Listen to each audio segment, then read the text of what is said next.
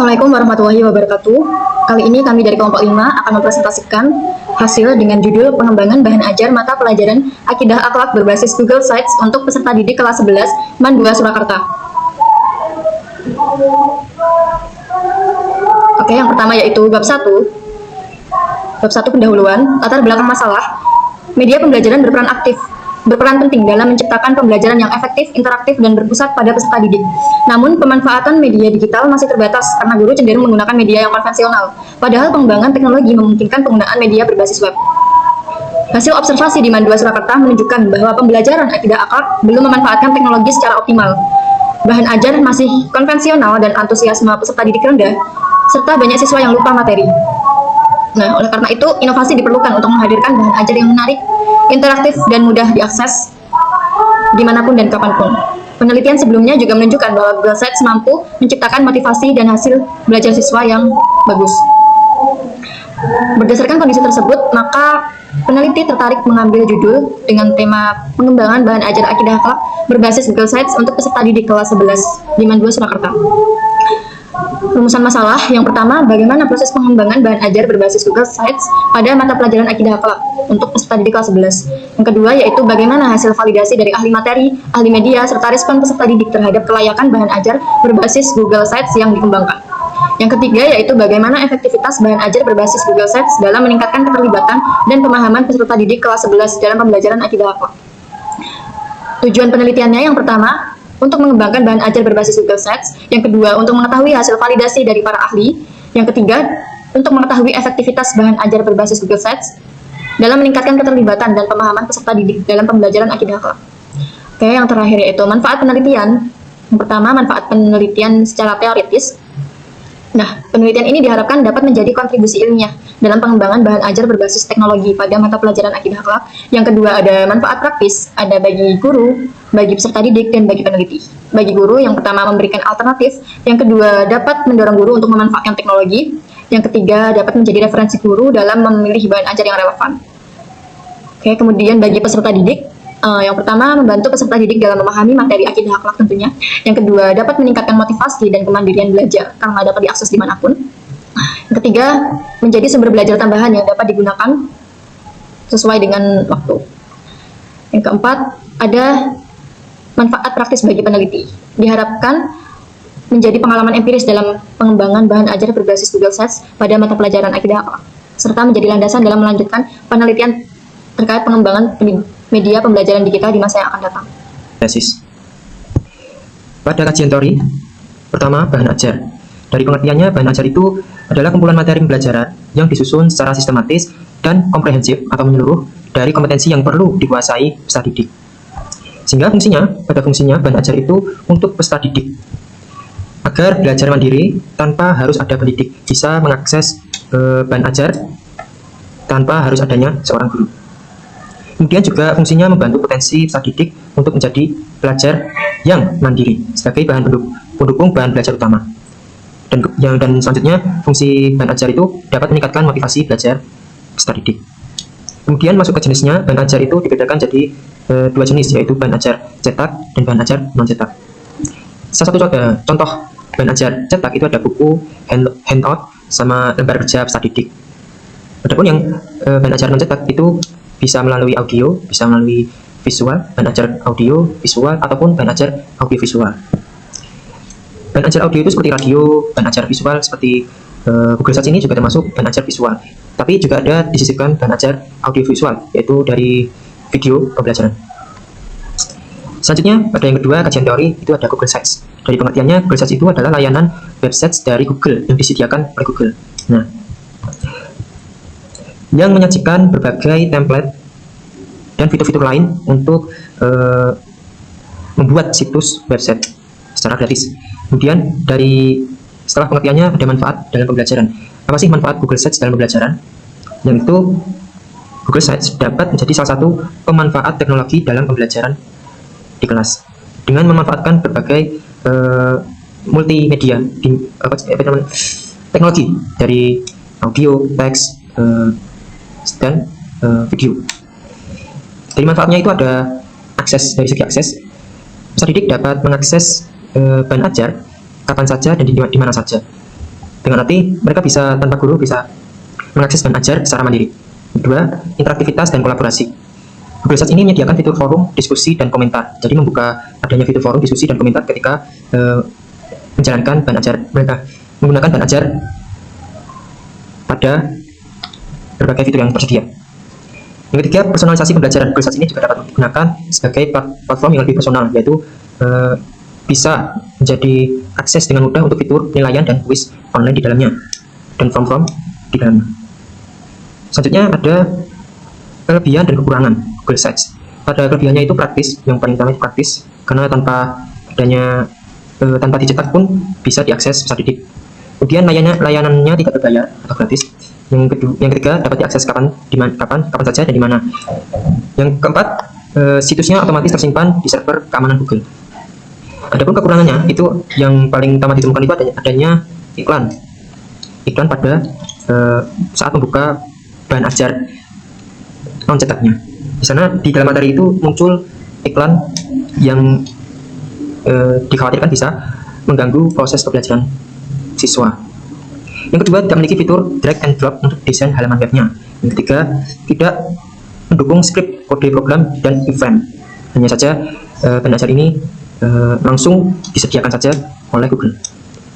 Selanjutnya, ada langkah-langkah penggunaan. Di sini teman-teman bisa persiapkan akun Google terlebih dahulu, kemudian login ke Google Sites, membuat situs baru, menentukan judul dan halaman, mendesain konten, serta mengelola pengaturan situs hingga dipublikasi situsnya. Selanjutnya pada poin ketiga itu ada kajian teori mata pelajaran akidah akhlak kelas 11. Pada pengertiannya, akidah akhlak itu menurut Kemenak merupakan salah satu mata pelajaran sebagai bagian dari pendidikan agama Islam, yang khususnya di madrasah. Dari akidah, poin akidah itu berkaitan erat dengan rukun iman sebagai pokok keimanan, keyakinan seseorang yang tersimpan dalam hati dan diwujudkan dengan lisan dan perbuatan. Adapun sementara itu yang akhlak itu dari pengertiannya adalah buah dari keimanan akidah tadi. Lanjut pada tujuannya, mata pelajaran akidah akhlak ini ada menurut Kemenak itu ada memberikan bimbingan kepada peserta didik agar kokoh dan dalam akidah yang berpijak pada paham ahli sunnah wal jamaah itu mengikuti sunnah Rasul dan Al-Quran. Selanjutnya ruang lingkup ini ada 4 elemen dari akidah akhlak, yaitu akidah sendiri, akhlak, serta adab dan keteladanan. Masing-masing ini menjelaskan memecah bagian dari akidah akhlak yang pertama itu. Kemudian ke ruang lingkupnya itu dari Kemenak telah tertulis dan menyampaikan capaian pelajaran dan tujuan pelajaran itu dibuat CP itu dibuat oleh Kemenak dan TP-nya itu dikreasikan oleh guru. Kemudian ada karakteristiknya akidah akhlak ini itu yang paling utama adalah penanaman iman, tauhid, dan budi pekerti yang berkaitan dengan penanaman karakter melalui pembersihan jiwa dari penyakit ataupun kotoran hati. Yang kedua, karakteristiknya salah satu cirinya adalah membina hati nurani siswa berfungsi dengan baik. Yang ketiga, belajar akidah akhlak adalah tentang memahami inti dari ajaran syariat yang berkaitan dengan pengujian diri. Kemudian langsung saja ke fungsi akidah akhlak. Di sini pada fungsinya mata pelajaran akidah akhlak ini diajarkan pada peserta didik, yaitu untuk peserta didik dari menanamkan nilai-nilai Islam, memperkuat iman dan ketaatan kepada Allah, dan mempersiapkan siswa untuk lebih mendalami akidah dan akhlak pada jenjang pendidikan yang lebih tinggi. Selanjutnya ada poin kajian penelitian terdahulu. Tinjauan penelitian yang relevan adalah analisis terhadap hasil penelitian terdahulu yang berkaitan dengan objek penelitian yang sedang dikaji guna mengetahui hal-hal yang kiranya belum dikaji dan penelitian tersebut akan dapat dikembangkan atau diperbarui dalam penelitian ini. Pada penelitian ini kami menemukan 3 penelitian terdahulu, dari penelitian oleh Siti Maudia Agustin tahun 2025, kedua penelitian oleh Afdatul Maulia tahun 2024, dan ketiga penelitian oleh Putri Nur Hidayah tahun 2024. Saya ambil contoh saja penelitian oleh Siti Maudia Agustin. Pada persamaannya sama-sama pengembangan bahan ajar berbasis Google Sites yang berfungsi sebagai media pembelajaran interaktif di lingkungan madrasah aliyah. Jadi sama-sama pada jenjang madrasah aliyah. Juga untuk meningkatkan kemandirian dan pemahaman peserta didik melalui pemanfaatan teknologi pembelajaran digital yang inovatif dan menarik. Itu sama persamaannya. Kemudian pada perbedaannya itu terletak pada lokasi penelitiannya. Di penelitian Abdul Mulia itu pada itu di MAN 3 peran baru, sedangkan di bidang kami itu pada di MAN 2 Surakarta. Juga tetap ada materinya di penelitian Agustin itu membahas sejarah, sedangkan bidang kami membahas akidah akhlak secara luas. Dan langsung saja ke kerangka berpikir. Kerangka berpikir, penelitian ini berangkat dari permasalahan bahwa proses pembelajaran akidah akhlak di kelas 11 masih membutuhkan bahan ajar yang lebih menarik, interaktif, dan sesuai dengan karakteristik pembelajaran di era digital. Pada awalnya ini, kerangka berpikir ini diawali dengan permasalahan bahwa tidak adanya atau belum adanya bahan ajar yang menarik atau interaktif secara menggunakan teknologi. Kemudian menciptakan analisis dari menganalisis kebutuhan, kondisi pembelajaran, karakteristik siswa, dan bahan ajar yang tersedia.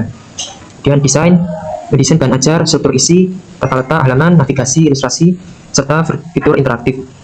Dan yang keempat, mengembangkan prototipe bahan ajar digital berbasis Google Sites. Yang kelima, baru memvalidasi, menguji dulu, uji coba terbatas, kemudian divalidasi oleh tim ahli dan tim ahli materi dan media. Setelah itu direvisi, uji coba terbatas pada peserta didik, dan umpan balik dari peserta didik itu menjadi sumber informasi penting untuk melakukan revisi lanjutan agar bahan ajar itu layak digunakan. Selanjutnya, pada poin hipotesis penelitian. Pada hipotesis ini adalah dugaan sementara atau pernyataan sementara. H0-nya itu tidak terdapat perbedaan yang signifikan pada efektivitas belajar akidah akhlak siswa kelas 11 MAN 2 Surakarta sebelum dan sesudah menggunakan bahan ajar berbasis Google Sites. Sedangkan H-nya itu terdapat perbedaan yang signifikan pada efektivitas belajar akidah akhlak siswa kelas 11 MAN 2 Surakarta sebelum dan sesudah menggunakan bahan ajar berbasis Google Sites. Begitu. Oke, lanjut ke bab 3, yakni metodologi penelitian. Oke, pada penelitian ini jenis penelitian ini adalah jenis penelitian pengembangan atau research and development.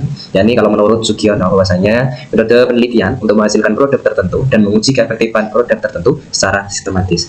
Dan juga model pengembangan kami menggunakan IDA, analyze, design, develop, implement, dan juga evaluasi.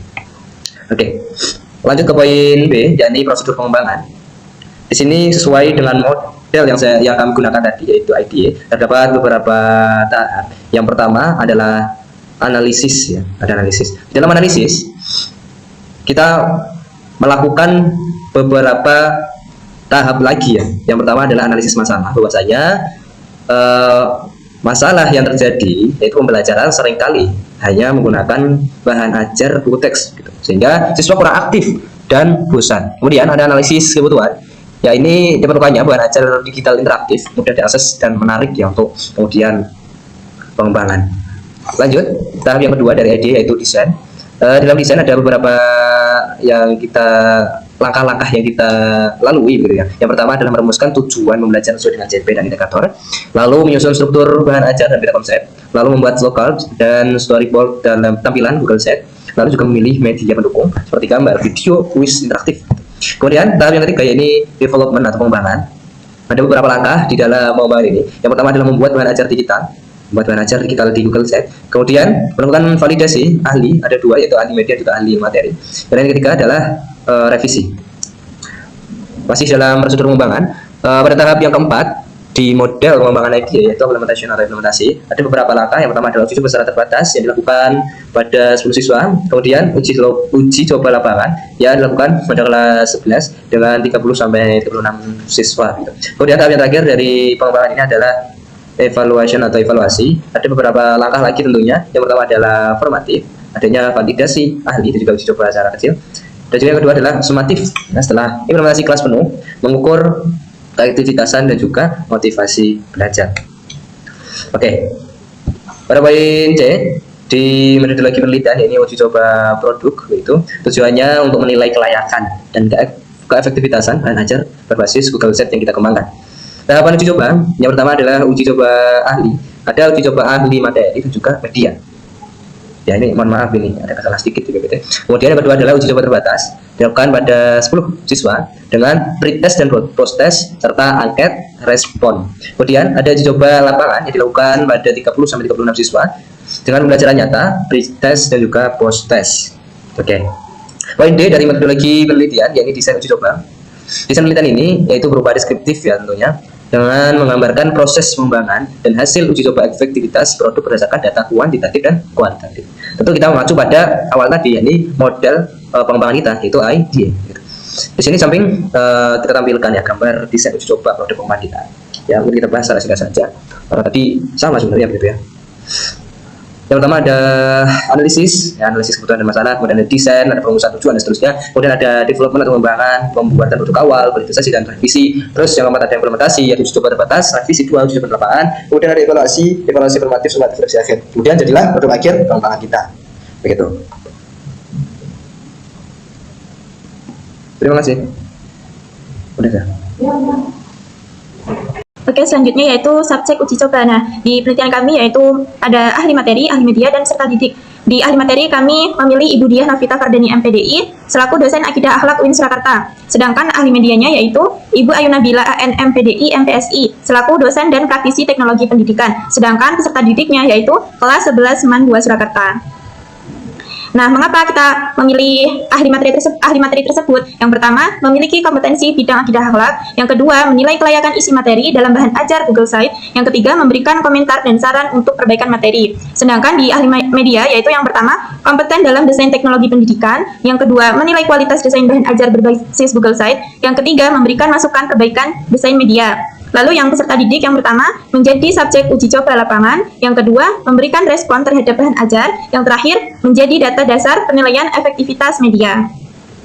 Selanjutnya yaitu jenis data, ada data kualitatif dan data kuantitatif. Di data kualitatif, di penelitian ini ada observasi dan wawancara dengan guru akidah akhlak dan angket terbuka untuk ahli materi dan ahli media. Sedangkan di data kuantitatif ada angket tertutup skala Likert dan tes hasil belajar pretest maupun posttest. Selanjutnya yaitu ada instrumen penelitian. Nah, di sini ada 2 instrumen, yaitu instrumen validasi ahli dan instrumen respon peserta didik. Di instrumen validasi ahli itu ada lembar validasi materi dan media, lalu juga ada bentuk checklist skala Likert 1-5. Sedangkan di peserta didik, angket penilaian kelayakan dan kemenarikan, dan checklist aspek sesuai kriteria skala penilaiannya juga Likert 1-5.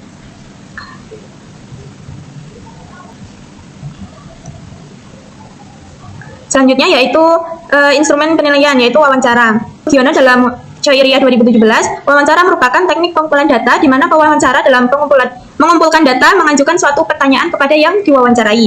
Lalu wawancara juga digunakan untuk membantu pengumpulan data dalam melakukan studi pendahuluan untuk mengetahui data sekolah seperti kurikulum yang dilaksanakan di sekolah. Informasi yang diperoleh dari wawancara juga digunakan sebagai masukan untuk mengembangkan bahan ajar menggunakan Google Site. Selanjutnya ada teknik analisis data. Di sini ada uji kelayakan dan uji efektivitas. Nah, di uji kelayakan itu ada analisis hasil validasi ahli dan analisis respon peserta didik. Di uji efektivitas ada uji normalitas dan uji hipotesis. Nah, di sini ada uji kelayakan untuk validasi ahli. Ada rumusnya yaitu FAH sama dengan TSE per TSH kali 100%. Keterangannya FAH itu adalah validasi ahli atau nilai persentase, sedangkan TSE itu adalah total skor empirik yang didapatkan berdasarkan penilaian ahli, pengguna atau hasil angket respon siswa. Sedangkan TSH adalah total skor maksimal yang diharapkan. Di sini ada tabel kriteria validasi. Yang pertama 85,01% sampai 100% itu adalah sangat valid. Yang kedua 70,01% sampai 85% itu adalah valid atau revisi kecil. Yang ketiga 50,01% sampai 70% sama dengan kurang valid. Dan yang terakhir itu ada 1% sampai 50% data tidak valid. Nah, sedangkan uji kelayakan untuk respon peserta didik itu ada rumusnya FAU sama dengan TSE per TSH kali 100%. Keterangannya yaitu FAU adalah validasi audiens. Audiens di sini adalah peserta didik. Sedangkan TSE adalah total skor empirik yang didapatkan berdasarkan penilaian ahli, pengguna atau hasil angkat respon siswa. TSH adalah total skor maksimal yang diharapkan. Nah, di sini ada tabel kriteria uji respon, yaitu 81% sampai 100% itu sangat valid. Yang kedua 61% sampai 80% itu valid, 41% sampai 60% kurang valid, 21% sampai 40% tidak valid, dan yang terakhir 0% sampai 20% sangat tidak valid. Nah, selanjutnya ada uji efektivitas. Uji efektivitas itu dilakukan melalui yang pertama uji normalitas yang menggunakan Shapiro-Wilk, yang kedua Paired Sample T-Test, yang ketiga uji normalitas. Nah, di sini ada hipotesis, yaitu H0 sama dengan data berdistribusi normal, sedangkan HA-nya adalah data tidak normal. Nah, lalu ada rumus hipotesisnya, yaitu menggunakan Paired Sample T-Test, yaitu D itu adalah selisih nilai dari sepasang data. D bar itu nilai rata-rata dari nilai D, sedangkan SD adalah standar deviasi dari D.